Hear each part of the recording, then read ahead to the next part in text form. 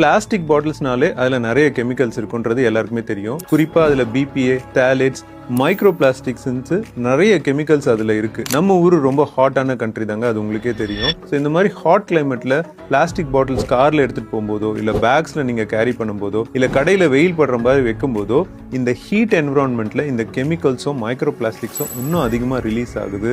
பல வருஷமா இதை நீங்க இந்த பிளாஸ்டிக் பாட்டில்ஸ் குடிக்கும் போது கேன்சர் வரதுக்கான சான்சஸ் கொஞ்சம் அதிகமா இருக்கு. அது இல்லாம இன்ஃபர்டிலிட்டி இஷ்யூஸும் வரலாம். ஸோ இதை அவாய்ட் பண்றதுக்கு நம்ம என்ன பண்ணணும், தயவு செஞ்சு பிளாஸ்டிக் பாட்டில்ஸை ரொட்டீனா யூஸ் பண்றதை ஸ்டாப் பண்ணுங்க. சிங்கிள் யூஸ் பிளாஸ்டிக் பாட்டில்ஸ் வாங்குனீங்கன்னா அதை யூஸ் பண்ணிட்டு த்ரோ பண்ணிடுங்க, அதை ரீயூஸ் பண்ணாதீங்க.